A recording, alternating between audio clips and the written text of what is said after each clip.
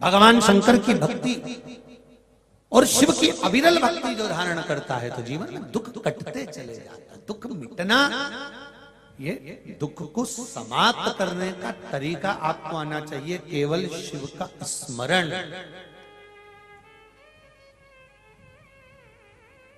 जन्म लिया तब माता के गर्भ में केवल एक पिंड के रूप में थे, और मरने के बाद पर सर्विस पर, नौकरी पर झूठ तुम बोले हो, कपट तुमने करा है, बेईमानी तुमने करी है, प्रपंच तुमने करा है, इसलिए ना पत्नी भोगेगी ना पुत्र भोगेगा। भोगना तो तुझे अकेले पड़ेगा, इसलिए याद रखना तेरा क्या होगा रे कालिया। स्मरण रहे आप, ऊपर जाएगा बंदी बनाकर, रोका जाएगा, रोएगा। मैंने तो अपने बच्चों को पढ़ाने के लिए झूठ बोला था, मैंने उसका अच्छा कॉलेज मिल जाए इसलिए झूठ बोला था, मैंने बेईमानी करी तो अपनी पत्नी और बच्चों के लिए करे, घर बनाने के लिए, मकान बनाने के लिए, दुकान के लिए, जमीन के लिए, जायदाद के लिए, मैंने इनके लिए करा, मैंने पत्नी और बच्चों के लिए करा, मैंने परिवार के लिए करा। अगर नरक मुझे दे रहे हो तो मेरे पत्नी और बच्चों को भी दो, मेरे परिवार को भी नरक भेजो। तो परमात्मा कहेगा, यम के दूत कहेंगे, झूठ तूने बोला, बेईमानी तूने करी, छल तूने करा, कपट तूने करा, जो खाएगा पेट उसी का भराएगा, इसलिए जो बोलेगा नरक। तो जीजियों तुम चिंता मत करना, तुम तो चिक जूड़ा मूड़ा बांध के डेंटिंग पेंटिंग कर अपने कहीं करना कि पूरा जमाना तुम्हारी सुनता हो, पूरे गांव के लोग तुम्हारी सुनते हो, पूरे सोसाइटी के लोग तुम्हारी सुनते हो, और तुम्हारी पत्नी और तुम्हारा पुत्र यदि तुम्हारी नहीं सुनता तो पहली फुर्सत में शिव महापुराण में जाना चालू कर दो। क्योंकि सब सुने और पत्नी और पुत्र ही तुम्हारे कहने पर नहीं चले तो वो मनुष्य का जीवन बेकार है। फिर राम नाम गाओ, शिव नाम गाओ, भगवान का भजन करो और उसका गुणगान करो। जब पत्नी और बच्चे ही तुम्हारा, दूसरे से कहा उसने सुन लिया, मोहल्ले वालों से कहा उसने सुन लिया, कॉलोनी वालों से कहा उसने सुन लिया, समाज के लोगों से कहा उसने सुन लिया, पूरे गांव के लोगों से कहा उसने सुन लिया, सब तुम्हारा कहना मानते हो और तुम्हारी पत्नी और तुम्हारा पुत्र अगर कहना नहीं मानता तो जीवन का महादेव, मेरे शंकर, मेरे ओघड़ी, मेरे त्रिकालदर्शी, मेरे कैलाशी अविनाशी के ऊपर एक लोटा जल चढ़ाने का फल क्या है, उसका महत्व पार्वती खंड के अंतर्गत शिव महापुराण में कहा गया कि माता पार्वती जी ने शिव जी से पूछा कि इस एक लोटा जल चढ़ाने का फल क्या है। पार्वती जी ने जब पूछा तो शिव जी ने कहा, देवराज ब्राह्मण की कथा लोटा जल चढ़ाने का फल बताती है कि देवराज ब्राह्मण चोर था, चोरी करता था, धन चुरा कर लाता था, गलत कर्म में लगा रहता था, कभी उसने जीवन में अच्छा काम नहीं करा। पर शंकर जी के मंदिर में मरते समय, मरने से पहले शिव जी के मंदिर में पहुंचा, शंकर जी के मंदिर में जाने के बाद शिव जी के मंदिर से बाहर निकला, एक बेलपत्री के वृक्ष के नीचे उसके प्राण छूट गए। शिव महापुराण की कथा कहती है तो पार्वती जी ने शंकर जी से पूछा, जब देवराज चोर था, गलत काम करता था, बेईमानी करता था, प्रपंच करता था, छल करता था, बेकार काम करता था, तो देवराज शिव मंदिर कैसे पहुंच गया? व्यक्ति अच्छा काम करता है तभी तो शिव महापुराण में पहुंचता है। जो बेकार काम करेगा तो शिव पुराण तक कैसे जाएगा, शिव मंदिर तक कैसे जाएगा? बेकार काम करने वाले को तो भगवान वैसे ही रोक देता है कि तो अच्छी जगह जाए मत। फिर वो अच्छी जगह कैसे पहुंच गया? शंकर भगवान ने कहा, पार्वती, देवराज ब्राह्मण की जो मां थी उसका नियम था एक लोटा जल प्रतिदिन जो भी शंकर का मंदिर घर के पास था वहां जाकर चढ़ाती थी। उस जल का प्रताप ये रहा कि मरने से पहले चोर बेटा भी शंकर के मंदिर पहुंच गया और प्राण छूटने के बाद शिव के धाम चला गया।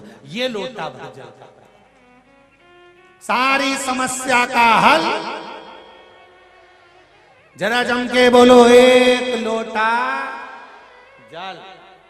ऑफिस जाओ तो चढ़ा कर जाओ, दुकान जाओ तो चढ़ा कर जाओ, घर से जाओ तो एक लोटा जल चढ़ा कर जाओ। घर का एक एक बच्चा अगर एक लोटा जल चढ़ाता है तो उसके ऊपर शिव। एक बहुत सरल भाषा में इस कथा को और अच्छे से ले लो। किसी की शादी में तुम जाओ और तुम जाओ, रोटी खाओ चाहे मत खाओ, पानी पियो चाहे मत पियो, पर जिसने बुलाया है तुम उससे मिलकर आओगे कि नहीं आओगे? अरे बोलो जम के, मिलोगे ना कि भाई हम भले खाना नहीं खाए, टाइम नहीं, हमारे पास समय नहीं है, अब शादी में आए तो हो, पर एक काम तो करोगे ना। क्या? जिसने बुलाया है, जिसके घर शादी है, उससे आमना सामना तो करके आओगे, मिलके तो आओगे, उसको मुंडा दिखा के तो आओगे। क्यों मुंह दिखा कर आओगे? कि उसको लग जाए हम आए थे। उसी तरह तुम पंचाक्षर मंत्र बोलो मत बोलो, तुम षडाक्षर मंत्र बोलो मत बोलो, तुम नमः शिवाय बोलो मत बोलो, तुम श्री शिवाय नमस्तुभ्यं बोलो मत बोलो, तुम कथा सुनो मत सुनो, पर एक काम करना, जैसे शादी में तुम खाना खाओ चाहे मत खाओ, पानी पियो चाहे मत पियो, पर जिसको पहचान बन जाए उसकी पहचान करना। एक चाय देने वाला भी रोज ऑफिस में आता है ना, तो ऑफिस के लोग चाय वाले को पहचान जाते हैं। क्यों रे कालू आ गया? हाँ सर, 2 चाय 2 कट ले। फिर अगर 4-6 दिन तक कालू आया और एक दिन नहीं आए तो लोग, दूसरा व्यक्ति आ गया, चाय का ऑर्डर दिया और वो दूसरा आया, क्यों रे चाय तूने दूसरे से मंगवा ली क्या? नहीं वहीं से मंगवाई। तो कालू क्यों नहीं आया रे? कालू क्यों नहीं आया? क्या पता, उससे पूछा क्यों रे आज चाय लेके कालू क्यों नहीं आया? सर उसकी तबीयत खराब है। अच्छा इसलिए नहीं आया। फिर सर को चिंता लगी, देखना उसको अगर कोई दिक्कत परेशानी हो तो मुझे बता देना, हो दवाई मवाई चाहिए हो तो मैं दूं, बैग में से निकाल के ऑफिस में ही रखी हुई है, बोले तो दे दूं, तबीयत खराब हो तो। क्यों आया नहीं? तो चिंता उस व्यक्ति को ऑफिस में लग गई कि वो चाय देने क्यों नहीं आया। जब एक व्यक्ति रोज आता है, चाय देने के लिए नहीं आया, तो ऑफिस वालों को चिंता लग गई, बेचारा कितना अच्छा था, क्या हो गया उसको। उसी तरह तुम रोज रोज मंदिर जाते रहोगे, शिव के द्वार जाते रहोगे, शंकर की चौखट पर जाते रहोगे, और अगर एक दिन तुम्हारा दिल दुख गया, हृदय दुख गया, तुम शिव के द्वार नहीं गए, तो उसको चिंता हो जाएगी, आज कमला भाई आई क्यों नहीं? कारण क्या है? क्या हुआ जो वो पहुंची नहीं? क्या कारण हुआ जो वो पहुंचा नहीं है? कारण क्या है? आप आए नहीं और सुबह हो गई मेरी पूजा की थाली धरी की धरी। क्या कारण हो सकता है? क्या हुआ?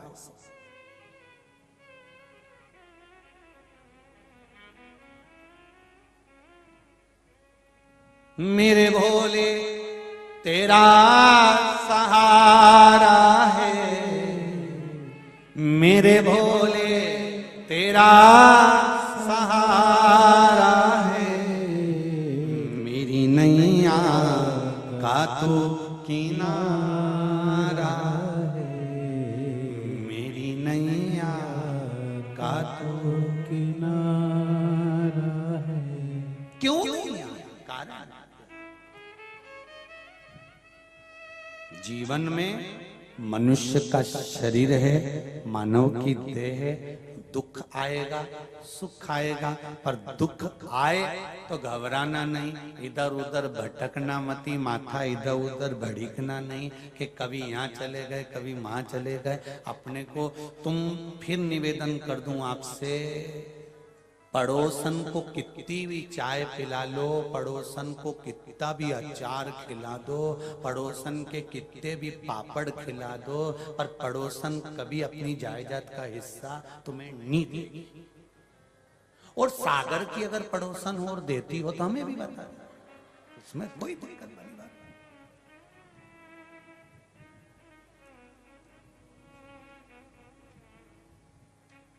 है। ऐसी तुम्हारी अड़ोसन पड़ोसन जो जायदाद का हिस्सा देगी तुमको, तुम कितना भी अच्छे से चाय पिला लो, चाय सिर पे पल्लू लगे, धोख लगाई ना, कितने भी पड़ोसन की धोख लगा लो, तो जायदाद का हिस्सा नहीं देगा। और सास भले तुम चाय पिलाओ मत पिलाओ, धोख लगाओ मत लगाओ, पूछो उसकी जितनी रकम है ना, जितनी बहू है ना, 4, 5, 6, 2, 3, सब उन्हीं को मिलना है। कोई दूसरे को नहीं मिलेगी कि सास दूसरे को दे देगी, नहीं। सास मरेगी तो उसका हिस्सा बहुओं को ही प्राप्त होगा। तुमने चाय पिलाई कि ना पिलाई, अच्छे से बोले कि ना बोले, प्रणाम करा कि ना करा, नमन करा कि नहीं करा, पर जायदाद का हिस्सा सास किसी को नहीं देगी, अपनी बहू को देगी। कई कई सास ऐसी मिलती भी है जो हमेशा कहती है कि गुरुजी मेरी बहू बड़ी बेकार है, बहुत अपशब्द बोलती, गुरुजी बहुत टेंशन देती है। तो हमने भी कह दिया एक काम कर, जितना भी तेरे पास है नहीं हरिद्वार में दिया जा, इतने में तो तुरंत। तो मैंने कहा फिर किसको देगी? बहू का छोरा बेचारा इतना मेरी सेवा करे, बहू के छोरे को दूंगी। तो मिला तो उसी कि दूसरे को मिल गए। पड़ोसन को कितनी भी चाय पिला लो, प्रणाम कर लो, नमन कर लो, वो जायदाद का हिस्सा नहीं देती। पर सास को पूछो ना पूछो, पर हिस्सा सास ही देती है। उसी तरह ब्रह्मा ब्रह्म लोक में रहते हैं, भगवान विष्णु वैकुंठ लोक में रहते हैं, इंद्र इंद्र लोक में रहते हैं, सारे 33 कोटि देवता अपने अपने लोक में रहते हैं। पर मृत्यु लोक में रहता है तो मेरा देवाधिदेव महादेव रहता है। आप पूछो मत पूछो, जल चढ़ाओ चाहे मत चढ़ाओ, शंकर की कथा में जाओ चाहे मत जाओ, अंत समय में तो भी मेरा महादेव अपने गले तो तुमको लगा ही लेता है। आओ मेरे पास। इसलिए मरने के बाद व्यक्ति जब मरता है तो उसको कहीं वीआईपी होटल में ले जाकर अंतिम संस्कार नहीं करा जाता। कहां ले जाता है? अच्छे तो बोलो, शमशान। घर तुम्हारी पसंद का होगा, घर में लगने वाला पत्थर तुम्हारी पसंद का होगा, घर में लगने वाला किचन तुम्हारी पसंद का होगा, पर मरने पर शमशान शंकर की पसंद का होगा कि कौन से मसान में जलेगा। ये शिव पसंद करते हैं कौन सी जगह लेके जाना है इसको। मृत्यु घर तुम्हारी पसंद का, शमशान शंकर की पसंद का होगा। और कितना ही प्रयास कर लो, ले जाने वाले तो तुमको तोप के, चाहे कितना ही रो फिर भी कौन रखे। शेर मरे तो उसकी तो खाल भी काम आ जाए, पर यह पापीड़ा मनुष्य इतना झूठ प्रपंच करे कि तो खाल भी काम नहीं आए। तुरंत कह दे घर के लोग ले जा बांध। और जो अर्थी के बांधने वाले एक्सपर्ट होते हैं वो इतनी जोरदार अर्थी बांधते हैं, 2 उधर बैठते हैं 2 इधर बैठते हैं, मुर्दे को कपड़ा उड़ा के खींच और खींच, उधर से अच्छे से बांधो, हाँ उधर से बांध लो। सबको मालूम है मर गया, उसके बाद भी इतना खींच के बांध के ले जाते हैं क्योंकि सबको मालूम है भग गया तो भगवान को तो अपनी कुर्सी भरना है, ये भग गया तो अपने में से किसी को निपटा दिया तो इसी को अच्छे से बांध के ले चलो। और चिल्लाते चिल्लाते जाते हैं राम। अच्छे से बोलो, जरा जम के बोलो, राम नाम सत्य है, जो जीवन का एक सार तत्व है, इसके सिवाय कुछ नहीं। अंत में कोई नहीं कहेगा कि धन सत्य है, कि धर्म पत्नी हमारी सत्य है, कि छोरा छोरी सत्य है। सब एक ही बोलेंगे राम नाम सत्य है। और ले जाएंगे, आरती जल उतारेंगे, चिता पे सुलाएंगे, आग लगाएंगे और सब इधर उधर बैठ के मल मुला के खा के घर आए, नहाए, परिवार वाले भी बाजू में से पूड़ी और सब्जी आ जाएगी, सिर से पल्लू रख रख के रोता रोता भी खाता जाएगा। कई फिर इतने में कोई आ जाएगा तो फिर रोवा पड़ी बच्चा। जैसे कोई गया फिर ये 1 साल तक पूड़ी और खीर चिपकी। तुम इस्माइल देते रहोगे और पूरी चिपकी जाएगी। इससे भारी और जिंदगी क्या है मनुष्य की? खत्म। इसीलिए निवेदन है, फिर कह रहे हैं, सागर वालों मौका मिला है शिव महापुराण कथा श्रवण करने का। इसी में बस मौके को देखकर चौका लगाना है और परमात्मा की ओर जाना है, भटकना नहीं। हार हार महादेव, आराधना शिव की करना है, शंकर की भक्ति में रमना है, शिव स्मरण की ओर चलना है, भगवान की अविरल भक्ति को अपने भीतर धारण करना।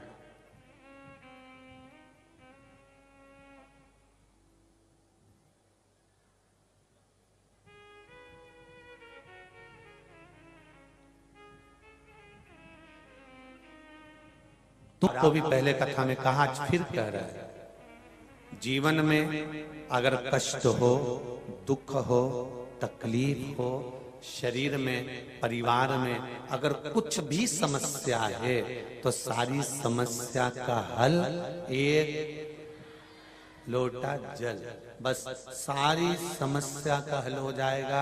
ना कोई बाबा जोगी के चक्कर में पड़ना है, ना कहीं झाड़ फूक के चक्कर में पड़ना है, ना कहीं बभोता भभूति के चक्कर में पड़ना है। अपने को तो एक के चक्कर में पड़ना है जो संसार में अखंड ध्वनि रमा कर बैठा हुआ है। कौन है वो? देव अधिदेव महादेव। परिवार वाले भी आग लगाकर चले जाएंगे, जब मरोगे शमशान में अकेला छोड़ के आग लगा के चले जाएंगे। कौन आएगा रात को तुमसे बात करने के लिए? परिवार वालों से कहते हैं ना, जब मैं मरूं तो मेरा हैंड सेट चिता पे धर देना। होगा रखेगा कोई? कोई रखेगा? कितना सुंदर प्रसंग है महाराज जी। एक बच्चा अपनी दादी से पूछा, दादी ओ दादी। दादी बोली हाँ, और दादी रोती जाए रोती जाए रोती जाए रोती जाए, और तो उसके ऊपर कफन नहीं डाला जाता, कपड़ा नहीं डाला जाता। पशु मरता है तो उसके ऊपर कपड़ा नहीं डाला जाता, उसके ऊपर वस्त्र नहीं डाला जाता मरने के बाद। हाथी मरा, शेर मरा, पक्षी मरा, पशु मरा, जानवर मरा, चींटी मरी, चींटा मरा, झिंगूर मरा, जलचर, थलचर, वायुचर, मछली आदि कादिक, मगर आदि जो भी मरते हैं, पशु पक्षी मरते हैं, तो उनके ऊपर कोई कपड़ा नहीं ढका जाता, उनके ऊपर उनको ढाकते नहीं हैं, वस्त्र नहीं डालते हैं। पर मनुष्य मरता है, मानव जब मरता है तो उसके तन को क्यों ढका जाता है? उसके शरीर को क्यों ढका?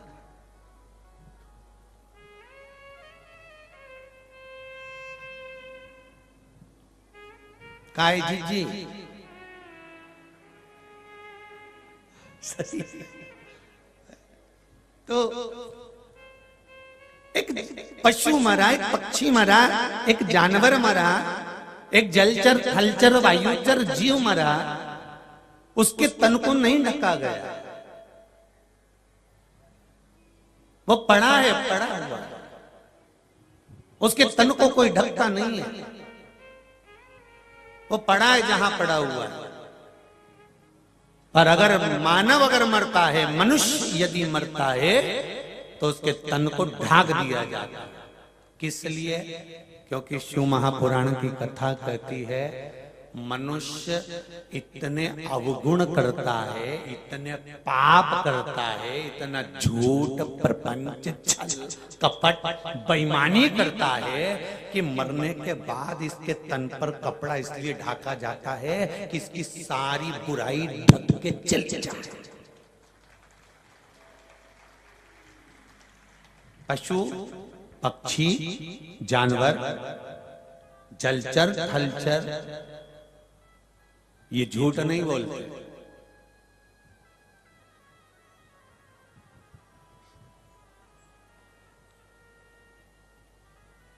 इनका भी एक नियम है, इनका भी एक उसूल है। जानवर का भी एक नियम होता है, जानवर भी एक संकल्प में बंधा होता है। शेर से कोई कह दे कि तू घास खा, खाएगा? जम के बोलो जरा, नहीं खाएगा।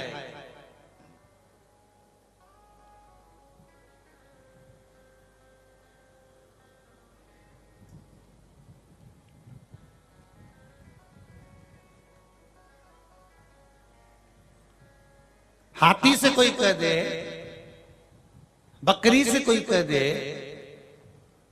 कि तुम मांस का भक्षण करो, करेगी? नहीं। जानवर का भी एक असूल होता है कि मांसाहारी मांस का ही भक्षण करता है, शाकाहारी शाकाहार का ही भक्षण करता है। पर जानवर का एक संकल्प और एक उसूल होता है कि वो अपने नियम से चलता है कि मैं मांसाहारी हूं तो मांस खाऊंगा, मैं शाकाहारी हूं तो शाकाहारी की वस्तु ही खाऊंगा। परंतु संसार में जन्म लेने वाला यह मनुष्य कोई संकल्प और इसका कोई उसूल नहीं होता। ये तो जहां कभी इसमें घुस जाता है, कभी इसमें घुस जाता है। भोजन करते करते कभी मांसाहारी बन जाता है।